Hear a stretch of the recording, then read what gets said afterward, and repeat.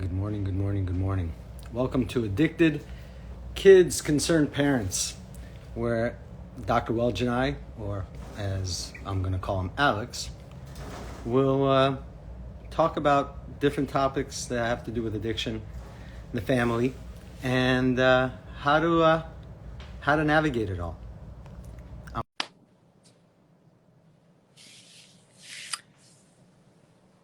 I think we're going to talk about family systems. But before we even go there, there you are. Good morning, Good Dr. morning. Welge. I only see myself. Hi.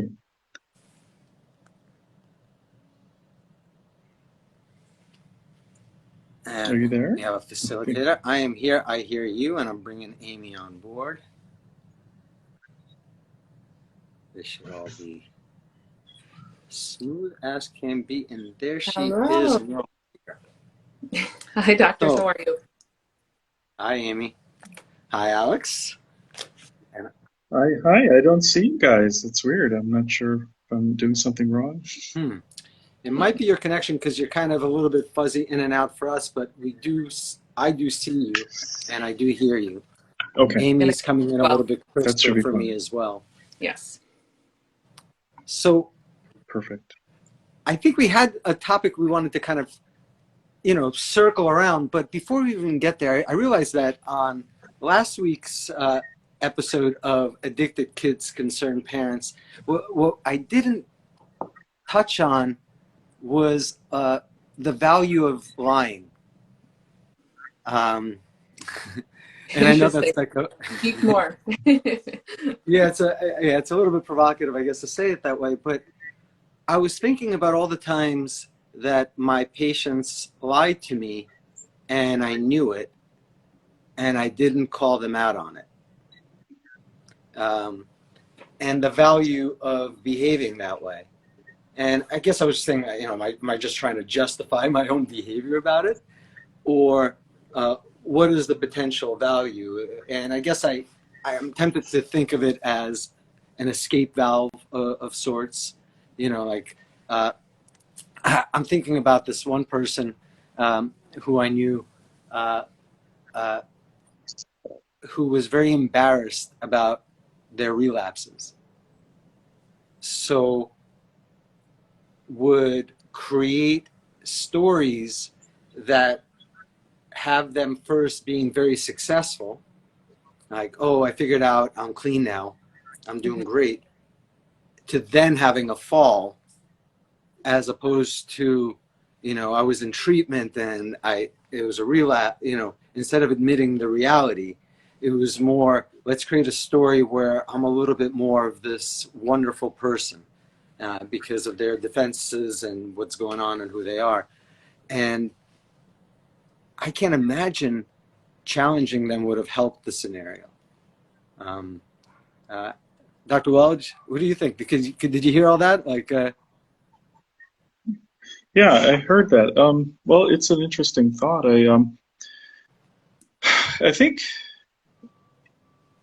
challenging them would have been tough on some level, but there's a different approach that I guess I found that kind of worked. And by the way, and I learned this over. There's always challenges. So it's like, you're talking to someone, you're like, so wait, you fell down the stairs.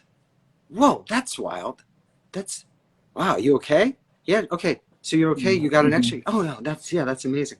What happened? Did you fall down the stairs? It's like, I don't know. It must have been real sleepwalking or something. Oh wow, sleepwalking. Yeah, I think a certain percentage of time that's genetic. And you kind of engage them down whatever path they take you on, with the hopes that at some point it's like it's almost tedious to keep going with. Like there's all these, as opposed to like, I think you really relapsed. Like that definitely is not something I've ever said to anyone when they're not telling me that themselves. I said, I don't know. It's I wouldn't be surprised if seeing what someone else is seeing in your behavior that they're suspicious that you're still using. I'm not saying that you are. I don't know. I work to believe you. But based on your behavior, I see what you're saying. I wouldn't be surprised if someone sees you as such, like for XYZ reasons. I don't buy into that because I actually know you as a person, and my job is to work with you. And if you want me to know your reality the way you see it, that's where I'm going to be with you. Do you think they're conditioned to not want to admit those things based on maybe the responses or reactions from their family, their loved ones, their friends even, who have not accepted it as easily as doctors and therapists might? A great. Well, I think you bring up a great point. Great I mean, point. I think a Exactly. lot of this is deflecting responsibility, right? They in the moment their ego is not able to handle that, and they don't want to accept what they've done, or they don't want to deal with that moment, right? So it's an easy out. I think what you're saying, Ed, makes sense in the sense that, like when you wouldn't want to challenge somebody with a delusion who's paranoid about their delusion. You might alienate them in your treatment, because they will, it's sort of like we kind of go along with it, but wow, that must be very hard for you to see the world this way, sort of empathetic from a different point of view without directly challenging it. Motivational interview, I right? Like, sticking with like there's no reason to be like a barrier to something. If there's like, look, you could bring up defenses in people, and what Amy, what you brought up, I see that as like the first layer. Like the first layer is that they just might think that, holy shit, I won't want to be their doctor if they told me, right? Let's say just like someone might not want to be my friend, just like my parents might want to kick me out of the house. Exactly. If they found out, right? That first layer. But I wish it was always just that, unfortunately, it's like it's even embedded further. Like, like certainly in my career, I don't ever give up on patients because of something like that, right? But I still have had a career of patients thinking that they're deceiving me for things I clearly know a little bit more information about than they're aware of. And it's really remarkable how important I think that being able to, because to your point, Dr. Welge, from last week about the importance of bonding and creating relationships, and how addiction is the response of an inability to do that. Here are people that are suffering from making genuine connections in life, and part of therapy is to be a therapeutic connection. They're so frightened that they might lose that connect with more transparency about their darkest parts, that to preserve the bridge is to acknowledge their vulnerabilities in it. And so the reason, I think you're right. Go ahead. The reason I was thinking about this, about us as clinicians, because I very easily see how this dovetails with relationships that parents have with their children, and how oftentimes you could see and know about your kid things that they don't realize you see and know about them. And you could call them out for everything they're doing and every deception that they have, or see if you could, behind the scenes, undo the need for the deception without necessarily having them root their heels in wanting to deceive you better. Yeah, I mean, that's actually the approach that I tend to go with is, okay, I'm not judging you. I know that you're used to lying. That's how you learn to outsmart or try to outsmart yourself. I don't say this out loud. I'm assuming, like when I'm talking to a patient who I can see they're clearly lying, but I'm not going to confront them right away. I'm going to let them explain how they see the world, how they deal with this, because I'm getting information. I'm getting an idea of how they're learning to deal with this conflict within them that they're trying to find a resolution, right? And they know this is one way they've learned, and as of course you go down that path, you have to tell 1,000 lies just to cover up that first lie, right? And ultimately, personally, what I found in my path towards healing and recovery was that light and love ultimately was what healed me. And the only way to connect to light and love genuinely requires honesty to really be healing.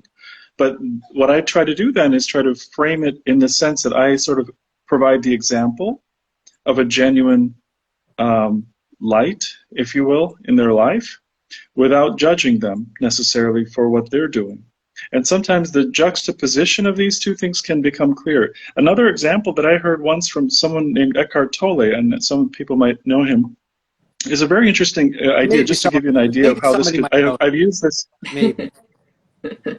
I'm sorry? I said maybe someone might know him. Not like he's famous or Yeah, I'm anything, sure people know him. right? Yeah, Eckhart Tolle is The Power of Now is very famous, right? So I guess Jim Carrey and Oprah have made him famous. He's a very humble man, but he used this one example which was brilliant to show how ego gets in the way. So he said this example, and I think it's fun to listen to this because it really, really kind of emulates it. So he had an old man sitting at a park, and he's feeding the pigeons. And these two young men come up and start to haggle this old man. They're like, you're hurting the pigeons by feeding them, And do you realize what you're doing is actually not helping the pigeons? So they got on him. And in that example, Eckhart says, well, the first reaction of the old man says, well, gets all angry. Of course I know. Really, you think I'm effing stupid? I mean, of course I know it. So he can get very angry and agitated at those two people. And the other example, now how do you deal with that same moment? And there's ego. There's a lot of tension. There's a lot of ego going back and forth, right? So the old man is feeling attacked, and he's reacting, and there's a reactivity pattern, and it's a back and forth. The same example, how could you handle that example differently if you were honest? So in that example, the two young men come to the old man, and they say, do you realize you're hurting these pigeons when you're feeding them? And he said, yeah, I know that. I'm an old man. You're young people. You have your whole life ahead of you. I wake up every morning, I come here, and I feed these pigeons. They give me so much. I need them. This is what I live for every day. I don't have anybody else in my life. I sit here, and I give them this. They give me love. I feel like I have a purpose every morning to get up and get out of bed and come here, and they give me company because they're my real friends, and that's all I have. And I'm sorry that this might hurt them, and I know it might, but it does so much for me, and I need this right now. So you see, the other one, the second example, did not involve the ego, right? And I guess what I'm trying to say is when we go through this process of awakening to our best self, one of the honesty is what ultimately will lead us through this. Otherwise, the ego will keep getting in the way. So yes, while in the beginning you might want to tolerate it to some extent, ultimately they have to learn how to be humble and see what it is and accept what is before they're able to honestly move forward. So that sounds like a good approach from the treatment side, right? A doctor working with a patient or a therapist working with the patient, trying to get them to understand that perspective. How can parents help the patient to learn that perspective? Or not even their patients, their child, right? Or their loved one. How can parents work to have the struggling person be more honest and admit to some of these things as it being part of the process? Yeah, well, this is where the truth is going to hurt a little bit. The parents have to recognize that they're part of a system, and it's a family system, and to fix their kid, they have to work on themselves. And that's only one of the many ways they need to rethink their approach.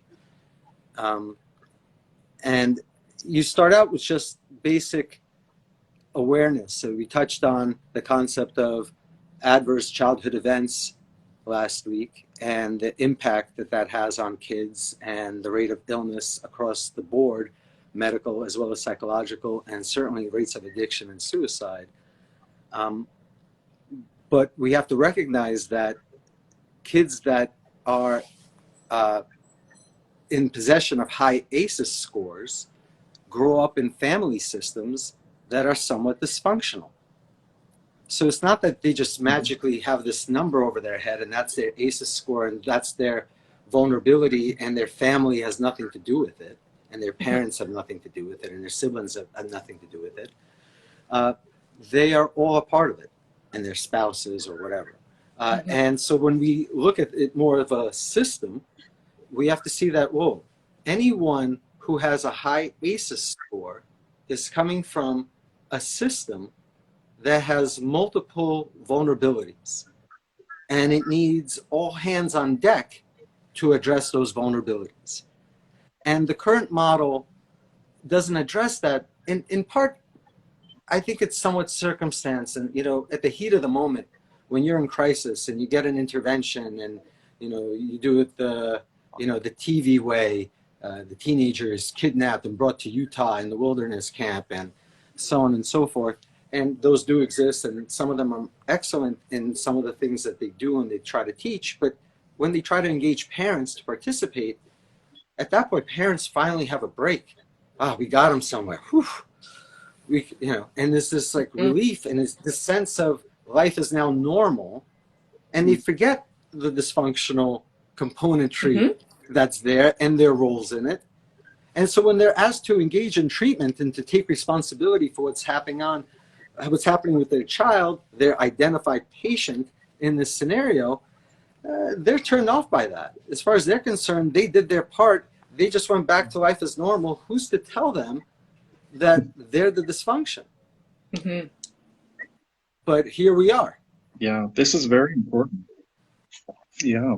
If I may add to this a little bit, so this idea of identified patient, I guess I've been reading a little bit about this as well. Thank you again, Dr. Ratush, for broadening my understanding. So, the identified patient, it's kind of like the symptom bearer, right? So if you ask somebody, if they're the black sheep in the family, whoever raises their hand is the one that sort of everyone in the family is pointing to as you have the problem, right? And so this is sort of the source person, or so the person who's really symptomatically expressing what the family dysfunction is as a unit is having. But they're the ones who are having the obvious symptoms. But you cannot separate that one individual from that rest of the family unit. There's a lot of dysfunction going on, but it's easy for the family to say, this person is the problem. Here, now fix this person. Especially when it comes to children, a lot of parents come in there. My child has this problem. Now fix it. Well, you have to put the child also in the context of the whole family, and you really have to treat the family. There's a certain dynamic that has become unhealthy. The child is expressing it outwardly, but if you don't see the context of that experience for this child, you're not going to be able to help them. They have to enter a sort of holistic family therapy in a way to get to the root of the problem. I'm going to tag an example to that, Alex. That's outside of even the field of addiction. If your kid is a toddler even, or a little bit older, is having a tantrum, but you realize that you haven't fed them when you needed to feed them, and they're probably hungry, to judge their behavior as their volitional expression of rage because they're misbehaving is a real misunderstanding of the scenario and a misappropriation of responsibility. If my kid is having a tantrum and I know that he skipped lunch because of XYZ, or I have to feed him way more than I need to discipline him and deal with him. There are other times where I could discipline him and time out him and have conversations with him. But if I know that in part it's a food thing, that's more on me than it is on him. And I have to act accordingly. So that, I think transitioning that now to like this idea of substances, like there's always going to be a breaking point in the system. And that breaking point might be because a person takes more responsibility for the weight of the family. One of the things that kids all endure is their parents trying to misrepresent reality for them. I think we famously refer to that as gaslighting today. But it's super subtle. It's like adults are talking, the kid says, well, what's that? What's going on? And you just pacify the kid with some words that kind of mean something but don't mean enough. And now the child creates a fantasy about the meaning because they're still trying to make meaning out of it. Just because you didn't give them the accurate one doesn't mean they're not making meaning out of what you said and what you didn't say over and over and over again. And when there is trouble in the family and there's disruption in the family, and then there's misrepresentation of that reality, while the emotions are high and real, that child is carrying a lot of burdens for a lot of things that have nothing to do with them, let alone are even within their understanding. And to imagine that somehow children are resilient enough to not break in those environments is the big mistake that we're making as people, not just clinicians or as parents. And that's what happens. We're like in the system, and we're there with children and adults, and they're all experiencing the stress of the system. And if they don't have the most appropriate meanings attributed to that stress, their ability to endure it is eradicated. It has to do with neural wiring, right? When we voluntarily handle or approach a difficult task, our ability to endure it goes up, if it's physical pain or psychological pain. When we're dragged through something involuntarily, our tolerance is significantly different. It's a completely different pathway. Children that don't have an appropriate meaning to their pain and suffering will break. If the family is like, wow, this is a hard time, we're struggling because we don't have money, daddy's looking for a job, mama's working too, but if we all stick together, we're going to be fine. That kid is going to be looking to find like stuff that's growing wild and bring it to dinner inside. Look, I grew up pretty poor, and it was one of the things I was super guilty about as a teenager and as a young man when I look back at it, because I felt so guilty. But at the time, I felt like I was providing for my family. I was like 7 years old, and I was on a school bus, and I saw a monetary note on the floor, and I stepped on it, and I dragged it to where my seat was, and I stepped on it, and I held my foot on it for like what seemed like forever. And then I very secretly picked it up and put it in my pocket. And I don't even know if I ever looked at it until I got home, but I gave it to my dad because I knew he was saving up to buy a car so he could get to work. And that meant so much to me that the fact that that note probably belonged to the bus driver wasn't as important. And that's what I felt guilty about later, that actually belonged to someone and I could have given it to the proper owner. But instead, I felt I was contributing to my family because I knew our predicament and I wanted to be a part of the solution. So I was a resilient kid, the latchkey resilient kid, because I was a part of a unit that was experiencing it together honestly to the degree that we were honest, right? Mm-hmm. I don't think that exists in the majority of the dysfunctional families with high stressors and high ACE scores. My life had a pretty high ACEs, but I also had that level of family interaction and cohesive responsibility for one another. And I think when you don't have that, when you have this divide between reality and what you're experiencing, your ability to tolerate the stress of that stressful environment is what makes you particularly vulnerable. And then you break and you're the kid. And now instead of the family taking on the responsibility of, wow, we put too much on this child, I didn't realize they were carrying the load of all of us. And how do we unload them, and how do we take on some of the load? Instead of that, it's like, right, I knew he shouldn't have been hanging out with that kid, or right, that girlfriend got him into this, or, you're just like your father. That's why I left him. And we get into that line of thinking, which is, you mentioned ego defenses, but it's basically recapitulating and reestablishing the false narrative and the false reality you're choosing to live in. Whereas we're fine as long as the addict wasn't ruining our life. Mm-hmm. Right. Mm-hmm. Yeah, this is very profound. I mean, I think you brought up a lot of important points. If you don't mind, I'm just going to digress slightly, and then I'm going to come back to this so that I wanted to bring in a different point like this, because the ACEs score that you talk about, like we talked about last week, I believe, the adverse child event score, right? The number of traumatic events, whether emotional, physical, sexual, neglect, parent being with a mental health condition, parent with substance abuse, parent in jail. These are all traumatic for a child, and a child cannot handle a lot of these complex emotions that it's put into.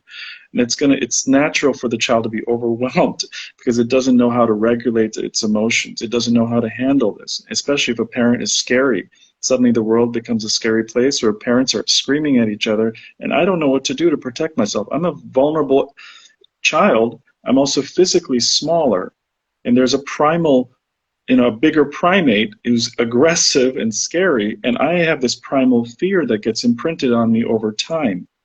That vulnerability goes to my core, and over time, layers and layers of personality on top, but under the surface, I'm always feeling a little bit vulnerable all the time. I get overwhelmed, and that feeling of being overwhelmed that I just experienced as a child gets buried into my subconscious. So then later on, somebody then triggers me or reminds me of something or rejects me, threatens me, abandons me. That subconscious fear comes roaring back, and I'm overwhelmed.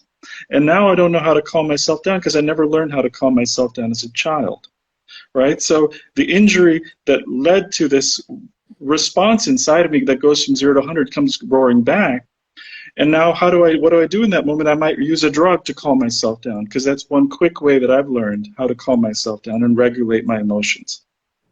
If you look at it from physiological standpoint, it's very interesting to think about the hypothalamic pituitary adrenal axis. Right? What is that axis? It's our core stress response axis. So when we deal with a stress, what first happens is adrenaline, norepinephrine, gets released from the adrenal glands that are sitting on top of your kidneys. While you're dealing with the stress, that norepinephrine is directing blood, it's directing energy to your brain and your muscles to deal with the stress. So those children get surges of adrenaline, right? They get conditioned to be in this adrenaline state. They might get adrenaline burnout from doing this, but they're going through this. Ultimately, they run out of adrenaline if it's such a hostile environment. Eventually, their cortisol will take over, and they may end up in a chronically stressed state. They would have elevated cortisol, for example.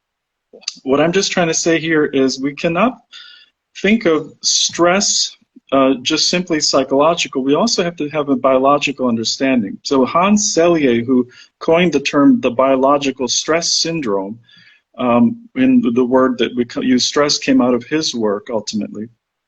He talked about distress and eustress, right? So if the organism is able to adaptively deal with the stress, it's called eustress, because now you've got a functional way of dealing with the stressor.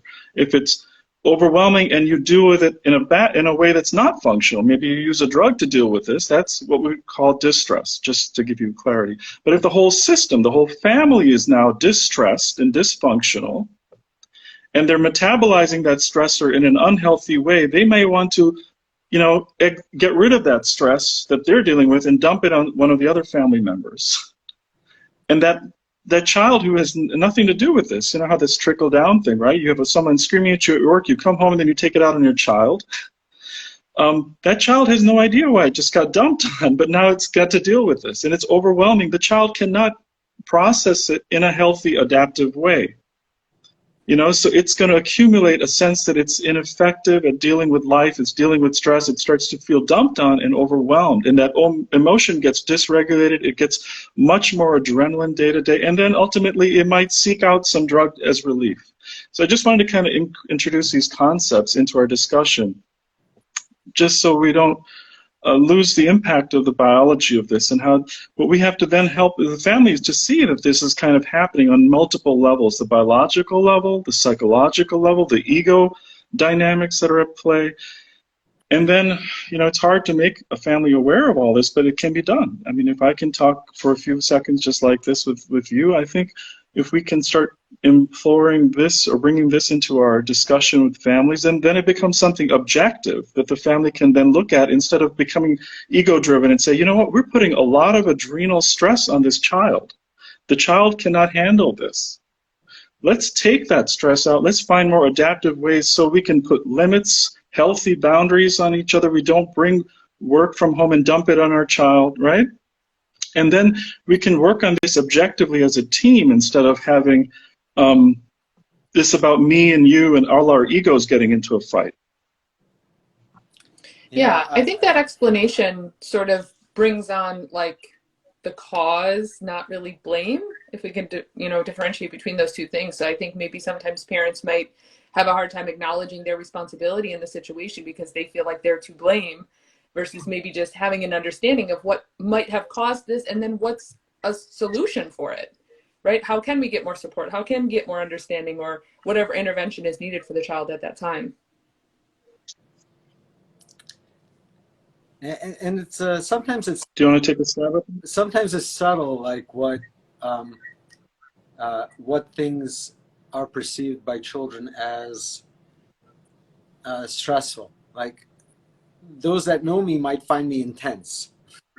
When I've been intense with my kid, it impacted him negatively. So much so that he wanted to like make sure he could battle daddy, and one day destroy daddy because daddy tries to tell him what to do and daddy scares him. And now I wasn't trying to be a bad parent, but inadvertently I did things that didn't help his healthy development, and I have to do things more to reinforce the healthier parts. Mm-hmm. And it's as subtle as that. Kids absorb us at such a profound rate, and if we're super busy, if we're super stressed, if we're super gaslighty because mama and papa are arguing about a bunch of shit that we don't really gonna tell you about or discuss with you, and we're just gonna whitewash it away, or whatever the right terminology is, like we're gonna give you a false sense of reality while giving you a profound insecure sense of emotional security, right?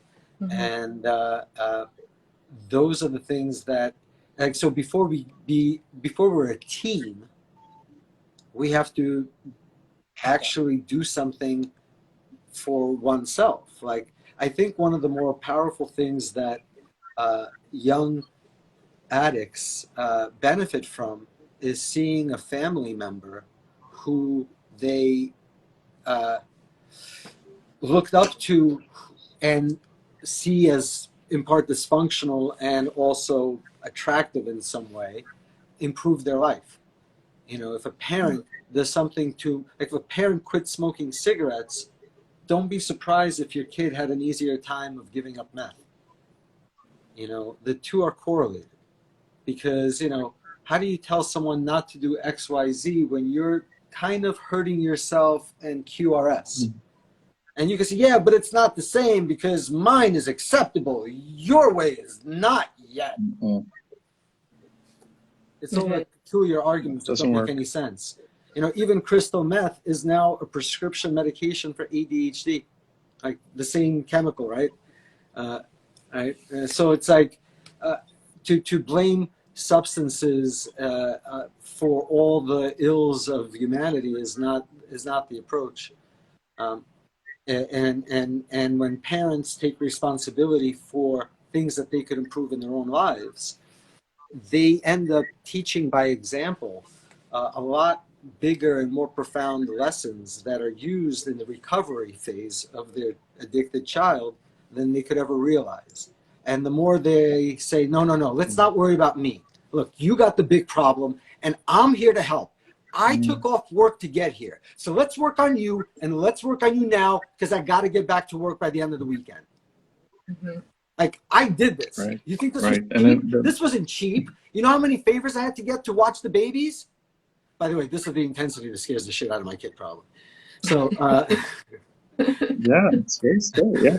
And a child cannot handle like this. There's so many levels here for a child, right? But you bring up really two great points about responsibility and that taking responsibility as a parent in what you contribute to the dysfunctional family environment in which this child is now expressing the pain is sort of the line of thought that will ultimately heal this situation, because then you're going to focus on treating the pain and not be angry necessarily at the drug that the child is using to deal with the pain. That's right. So you have to ultimately deal with the trauma of that led the child to make the decision to find a coping strategy for the pain or the trauma. And so how do you help that family member see this? You know, I can give you one example which is important to see. There's a doctor that taught me about this. I don't forget his name. I think it's Dr. Simon. He was a therapist in jail. I believe I watched his videos, and he thought that we were approaching some of these sort of narcissistic personality types in the wrong way, in the way we approach in therapy. These people who are so full of themselves, they're so sure that they're doing the right thing. And how do they get to this point where they just don't seem to be responding, some people would say in therapy? It's sure, if we say, you know, we sort of appease the person, oh, you must have suffered so much trauma, you're not such a bad person, right?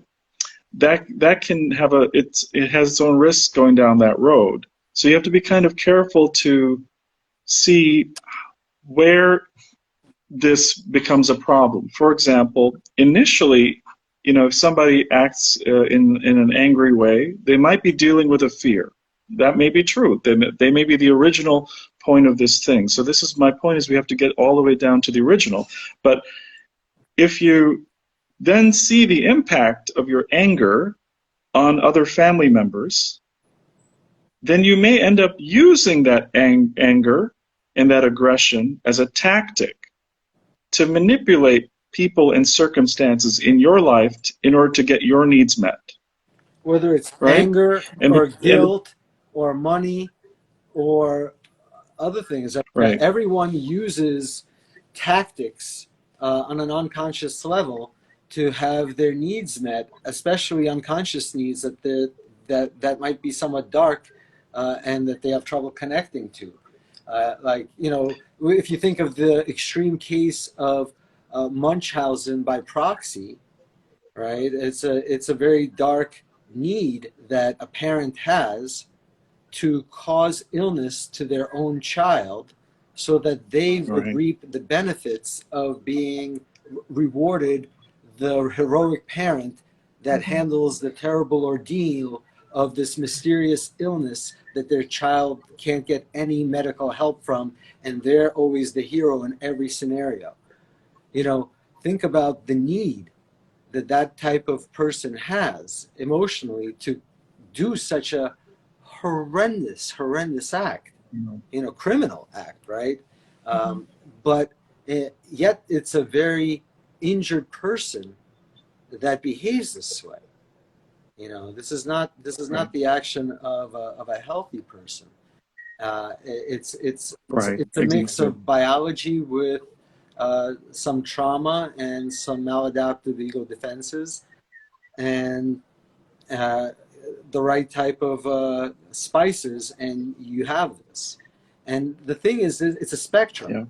And sometimes you have versions of this that are subtle and are not noticeable. You know, like how many times do parents get suggested to by a school psychologist to get some supports for their kids so that they could have an easier time making friends, the bonds that we were talking about earlier. But parents, you know, say, nah, he's not going to like it anyway, this, that, the other. But, you know, like there's something about having this identity of, oh, my kids are the worst. My kids give me so much. Your kids are good. My kids, oh, man. Yeah, he was out of school again. Oh, you know. And people, believe it or not, but people somehow welcome such an identity for unfortunate, unconscious, and dysfunctional reasons. And it's a tough thing to admit to oneself. But again, the secret to the unlocking of how to get your kid clean and sober and healthy and thriving starts by improving something about yourself, and starts by improving something in your relationship with the person who you think has the big problem, but Exactly. and then inspiring with your own work other members of the family to join you in doing their own work.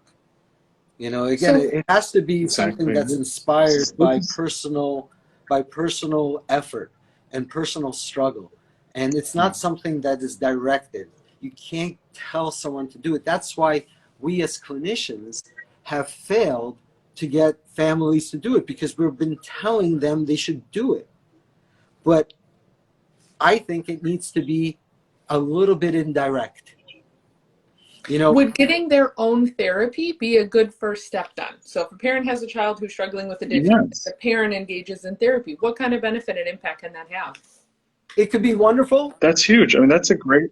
Mm-hmm. but but Go it ahead. involves having a therapist that recognizes the importance of connecting the dots. You know, look, not to bring in an ad for who's hosting this conversation, but like SohoMD thinks about networking skill sets, and not to think of any clinician as alone on an island, but that they're connected to a network of clinicians that provide different skill sets so that a person's life gets better. Mm-hmm. One's family life is a big component of our overall wellness.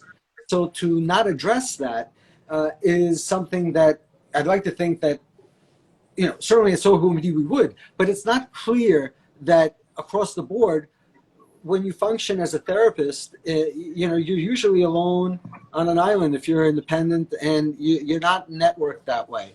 And so they might get supportive psychotherapy, kind of like the family of addict groups I've joined on Facebook, where, you know, people share, or like, oh, he's arrested again. I can't believe I'm dealing with this crap. Blah blah blah blah blah. I don't know what I should do. Blah blah blah. And a bunch of people kind of sharing their stories, you know, giving them some guidance, some religious offerings, so on and so forth. Like, that's not exactly as helpful as helping them realize that they could actually do particular work to improve that scenario that's on them. So Right. it's a challenge. Like, yes, Yeah. in theory, yeah, you would think, but we function so disjointedly, even in mental health, that we could have a psychotherapist practicing supportive psychotherapy without being like, hey, you guys really need to realize that you're part of this. And, you know, like the relationship you had in childhood with your kid, you know, is worthy of analysis to see what you should be doing for you now to improve your relationship with them. You know, Right. like ultimately to Yeah. guide them to the value of relationships, and that's where the heart of it all is, right? Bonding. You know, when you cannot bond with people well, whether it's because you're psychotically ill, or because you have very strong ego compromises, and then strong defenses where, no, I'm the best, and then you don't make any friends, or because you look a particular way or speak a particular way or come from a particular place, and all those things limit your ability to connect in the world, and you can't help but need to connect. It's a need like you have for oxygen, like you have for breathing, and other biological functions, and you strive to connect. And sooner or later, if you cannot connect to a human, to an animal, you're going to connect to a unique molecule that goes to a very special, warm and fuzzy place in the brain, and roots. And now you have this bond to something. Look, that's the majority thing that young people say who come from these difficult homes with difficult struggles. When I first used XYZ, I finally felt at peace. I finally could relax. Mm-hmm. Dozens and dozens of young people, especially early on in my practice when I was doing a lot of this work, would say to me, Doc, maybe my brain is different, you know, because when I do oxys or when I do blues, right, I it my anxiety goes away. I could do all my work. Like, it's undeniable. Look, I got an A on that project. Like, because you thought I was using buprenorphine, but for the last 3 months I've been back on blues. It's working, doc. It's not like I'm not productive. They really believe that their brain is unique to where this is the thing that fixed it. And this is because they needed something to bond to, and they weren't able to do it. So, how do you help your children? Well, shit. If you're asking us, it's because you've lost your relationship with them to some degree. Right? Like, if you were Yeah, so I mean, close with them, if I, yeah. right? Like, that's the reality. Like, if you were really, really close to someone, you wouldn't really need a lot of outside opinion about how to relate to them. Maybe a little bit, but not a lot. But the reality is, for a lot of Yeah, I mean, I parents, think, their yeah, kids and them have separated years before the addiction treatment to the kid's emotional pain ever started. yes. You need to have the parents take responsibility for their role in creating this dysfunction. Then you need to help them make conscious connections about what is actually happening in the family dynamic. You need to help them make those connections. Mom and dad are screaming at each other. It affects the children. The way you treat your spouse is going to imprint on the child's ability to treat their own future relationships. The way a sibling in the family is being put as the elder, having to take responsibility, there's a dynamic there. And the patterns of these dynamics need to be sort of drawn out with a family who's willing and open to recognize and do some self-examination. That's a formula ultimately that will lead to success, but the unhealthy bonding that's happening, the unhealthy coping strategies that are happening, need to be sort of brought to consciousness, because they're happening in such a mixed up way, right? I often see, when I treated a lot of I'm going to patients interrupt you. I apologize, but I really want to, I just really want to make this point. Like, herein lies the challenge. What you're just described, is a participating family willing to work on things with a clinician who's going to offer proper guidance. That is not going to happen because it involves a family already willing to take responsibility.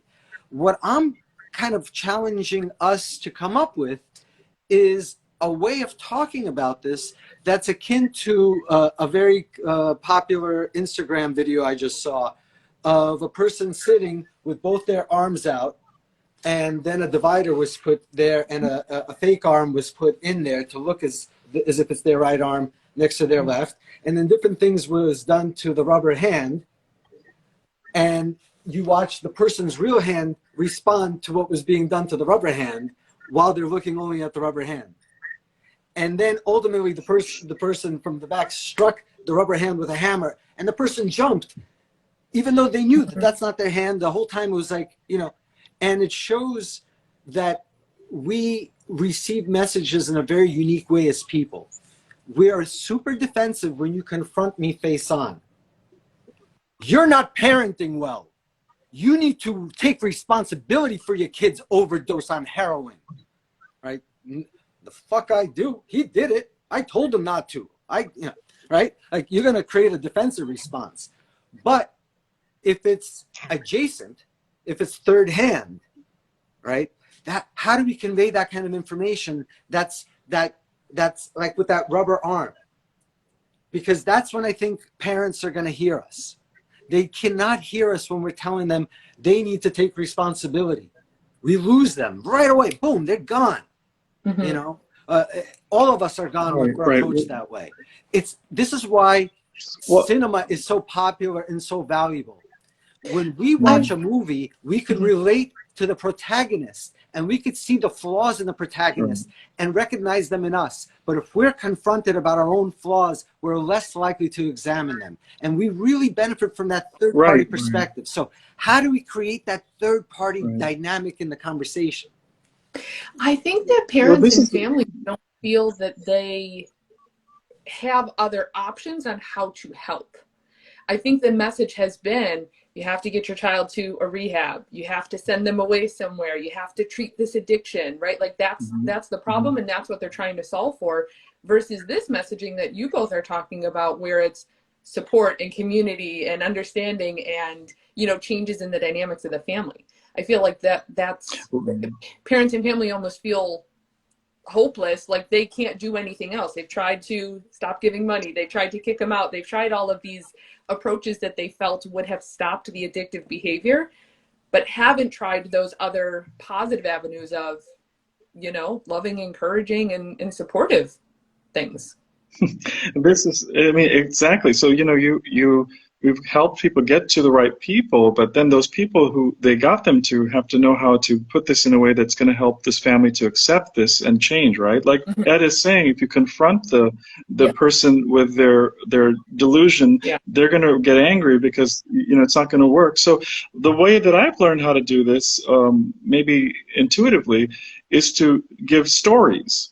Because stories are something now we all can listen to this story and kind of see this dynamic, and then maybe we'll see it in ourselves, right? So just like Eckhart Tolle's story earlier with the old man sitting on the bench, he once talked about this story of himself. He was like 40-some years old, and he quit everything and sat at a park bench for 2 years, and people thought he was crazy.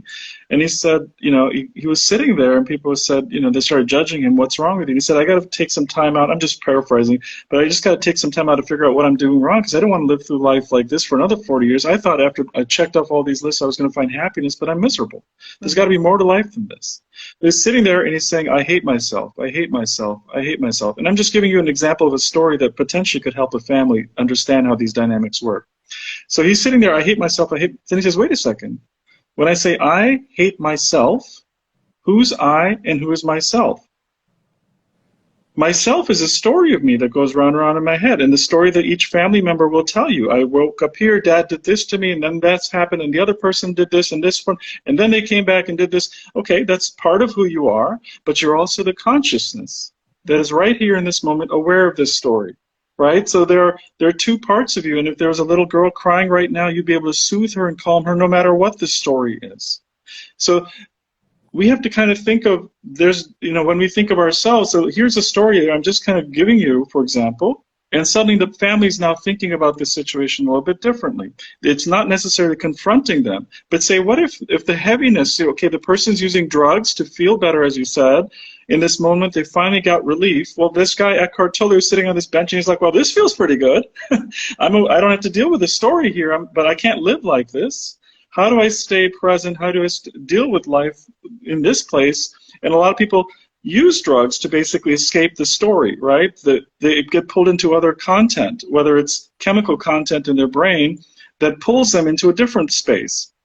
And you feel like you're free of the story for a while.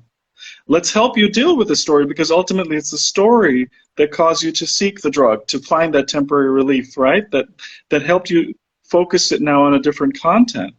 But we can do this in this way, which is not as confrontational. It's sort of like organizing the thought of how the dynamics are at play, and then you can help people see connection. So I don't know, I've used this sort of engaging, this different way of dealing with it is kind of using stories like this that help sort of illustrate, and then suddenly it's kind of like watching the movie, like you said. It pulls you into a different place that's not really confrontational, but then there's learning that's being done, you know? So you went super esoteric, and I love it, because A, we gotta finish up, but B, like, it makes, I love thinking about this, because what you're saying is, you know, that the human condition, like, that we are our narrative, the story of ourselves, but we're also you know, a soul of sorts, aware of this narrative. And you're suggesting that the ideal is to recognize an experiential disconnect from the narrative to the soul identity, in part. But I'm challenged by the physiological barriers of existence, and hence our forever marriage to that narrative. So in that